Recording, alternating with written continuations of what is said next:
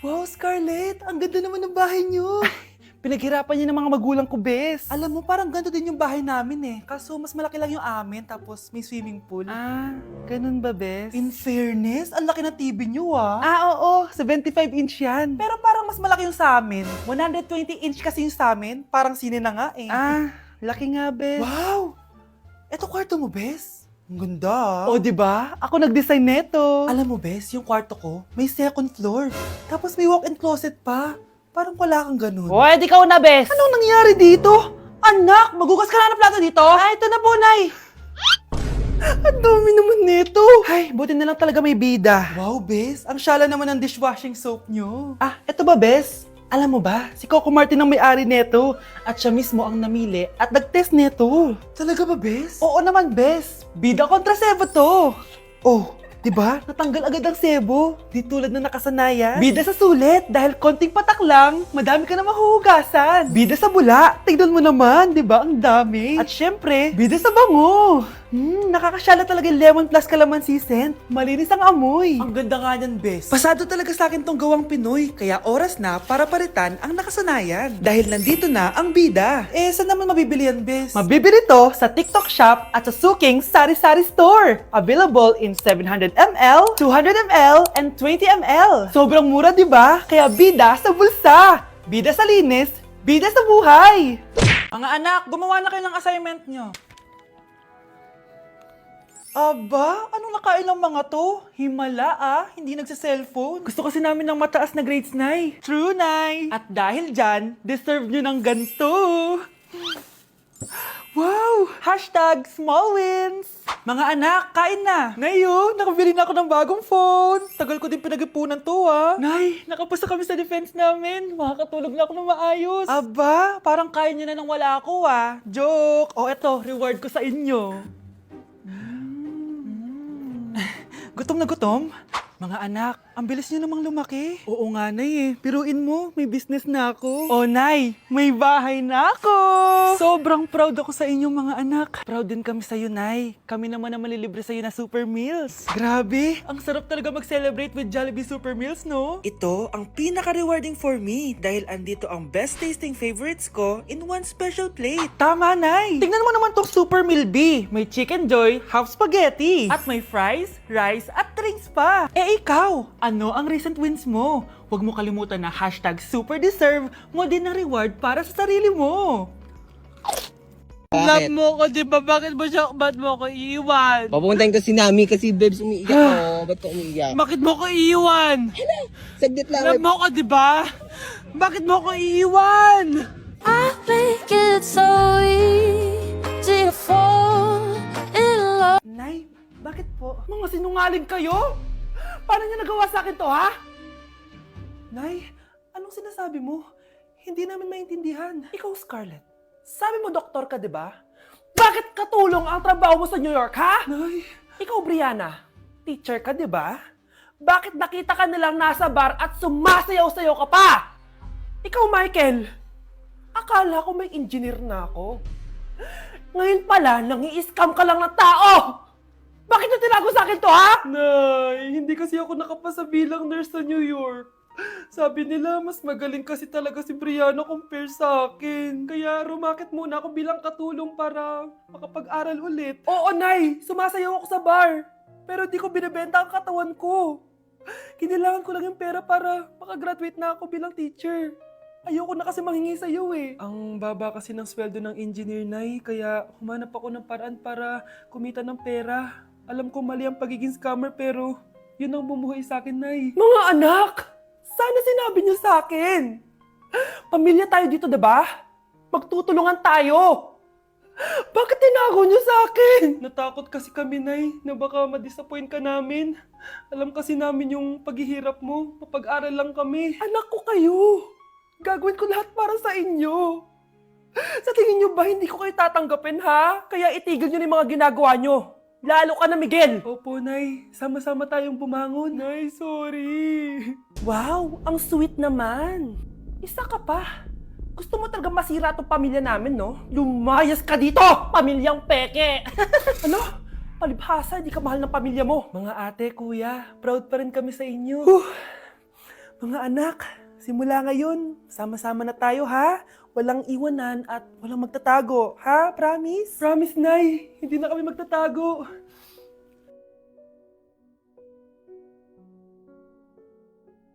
Breaking news! May kumakalat na bagong sakit! Ha? May bagong sakit na naman? Ano to? COVID 2.0? Kumalma ka, Nay! Hindi daw yan nakakamatay! Ay, buti na lang hindi nakakamatay. Oh, bakit di ka pa nagugas ng plato? Ah, mamaya na lang po, Nay. Tinatamad pa ako. Ah, tatamad-tamad ka? Darling, oh! Hoy, ikaw! Sumunod ka sa nanay mo, ah! Eto na nga! A few moments later. Nay, gala lang ako. Kasama ko yung tropa ko. Oh, tapos? Magiging ka sa akin ng pera? Uuwi ka ng gabi? Bawal! Nay naman eh! Darling oh, pagsabihan mo nga yung anak mo. Anak, huwag ka na tumuloy dyan. Ang weird mo naman, Nay. Anak, hindi ko gusto yung jowa mo. Hiwalayin mo na yon. Nay, ano ba yan? Lahat na lang, pati yung girlfriend ko. Ah, sumasagot ka na ngayon. Ang weird mo na. Siguro, ikaw yung nakakuha na kumakalat na sakit ngayon. Sakit sa pag-iisip. Tama na. Dok, bakit po kayo nandito? Lumalala na ang kondisyon mo. Ikaw ang isa sa mga nakakuha ng malalang sakit. Ha? Hindi ko maintindihan. Nay, palagi mo kinakausap si tatay. Oh, ano naman? Patay na siya. Palagi mo binabanggit si tatay, pero ang totoo, wala ka naman talagang kausap. Sumama ka sa akin, para tuluyan ka ng gumaling. Mahal kita, Nay. Ikaw na lang yung meron ako. Sorry, anak. Mahal din kita. Pakainit. Nay, anong ginagawa mo dyan? Ah, pinapainit ko lang tulutuan natin. Uso kasi to, anak. Uso, Nay? Eh, bakit di na lang doon sa kusina? Sa sobrang init ng Pilipinas ngayon, ayan, pwede ka na magluto. Di ba? Tipid sa gas. Grabe! Ang talino mo, Nay. Makakatipid na ako neto. Anak, check mo nga dyan yung sinaing ko. Okay na po to, Nay. Ano ba naman tong batang to? Tanghali na nakahilata pa din. Kala mo siya nagbabayad ng kuryente. A few moments later. Ang init! Sinagpatay ng electric fan! Ang init na nga sa Pilipinas, tapos papatayin pa electric fan eh. Tay, ano yan? Ice coffee? Ah, mainit na kape to, anak. Mainit na kape? Eh, ang init na nga sa Pilipinas eh. Ang perfect nga nito, anak eh, kasi mainit tapos mainit, di ba? Negative times negative equals positive. Perfect nga, Tay. Enjoy. Hala, late na ako. Ano to? Sinuspindi na ang face-to-face classes sa ilang paaralan sa bansa dahil sa sobrang init. Yes, makakatulog pa ako ulit. Ay, sa wakas, makakaligo na rin ako.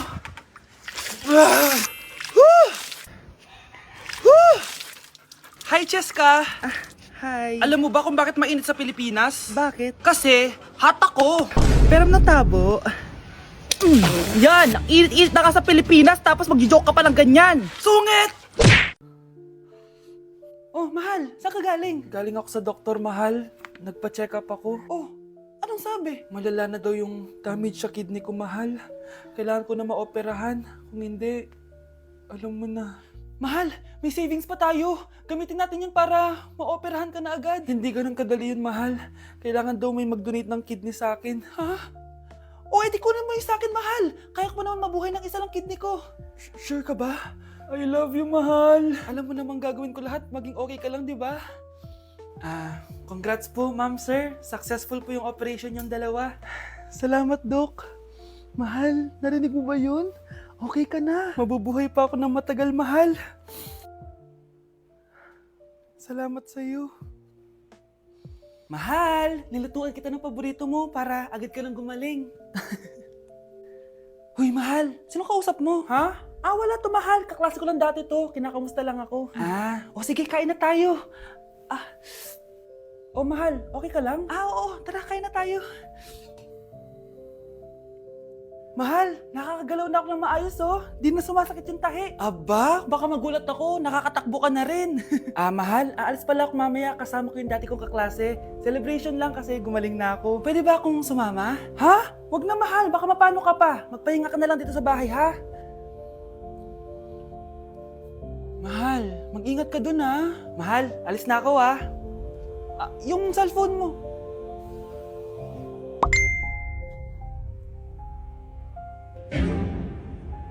Sino to?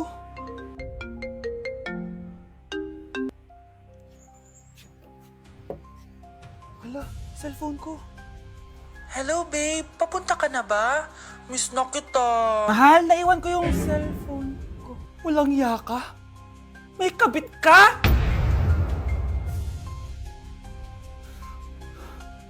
Trigger warning, kung takot kayo sa tahi, huwag niyong papanoorin to. So may nag-comment, bago ko sagutin yan, gusto ko lang sabihin na Happy New Year everyone! Tapos na yung 2024. So, answering the question, ano po yung nasa labi niyo? Tinahi po yung labi ko. Ang ginawa pong surgery sa akin is lip reduction surgery. So, pang-5 araw na to guys, and as you can see, hindi ko na ilalapit kasi baka matakot talaga kayo. Bakit ako nagpa-lip reduction surgery? First of all, siguro lahat naman tayo may insecurity. And kung di nyo napapansin, malaki talaga naturally yung labi ko. Mas malaki yung sa taas compare sa baba. So, hindi siya proportion. Actually, dapat hindi ko na siya itutuloy. Pero may isang bagay kung bakit ko siya tinuloy. And yung number 2 reason ko is palagi ko siyang nakakagat whenever na kumakain ako. So, dahil nga malaki yung labi ko, marami laman sa loob.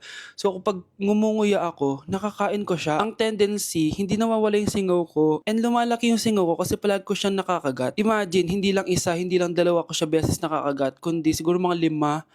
Ganun kalala. So, dugong-dugo talaga. Kaya tinuloy ko na rin siya para finally mabawasan na yung laman niya sa loob at sana hindi ko na siya makagat in the future. Pero syempre, para mas maging confident na rin ako sa mga pictures. Kung nagtataka kayo kung bakit after Pasko or December 26 ako nagpa-surgery, is yun yung earliest na appointment na pwede yung doctor ko. And yun na yung ginrab ko since kailangan kong gumaling before ako bumalik sa school. Kasi di naman ako pwedeng bumalik sa school na nang ganito yung sitwasyon ng bibig ko. Paano ako magre-report, diba? Ito na ata yung sinasabi nilang New Year, New Me. So yun lang naman guys. Again, Happy New Year. Wishing you all the best in 2025. Babalik na ako sa content ko. Promise, pag gumaling na talaga to. Bye-bye. Okay, class. What is the difference between your and your? Ma'am! Yes, Samantha? Your is a possessive adjective indicating ownership, while your is short for you are. Very good! Basic. Alam ko naman yan, pabida ka lang magtaas ng kamay. Next question. Ano ang pagkakaiba ng nang at nang? Ako ma'am. Okay, Scarlett. Ang nang ay nagpapahiwatig ng pagmamayari. Ang nang ay nagpapahayag ng paraan o panahon. Tama! Mahusay ka, Scarlett! Sobrang dali lang naman ang tanong eh. Next question. 10 points ang makakasagot neto. What is the biggest organ of our body? Ma'am ako, ma'am! Ma'am! Akin lang tong 10 points na to. For sure, hindi mo naman alam yan. Yes, Samantha. Nauna ka kay Scarlett. Ang biggest organ of our body is stomach. Mali! Okay, Scarlett? Lungs po, ma'am. Wrong answer. Wala na bang gusto sumagot, class? Ma'am, ang biggest organ of our body is skin. Correct! Tignan niyo si Kyle, oh. Kahit di nakikinig sa akin yan, tama ang sagot niya. So, Kyle, paano mo nalaman ang sagot? Yun po kasi sabi sa Google eh.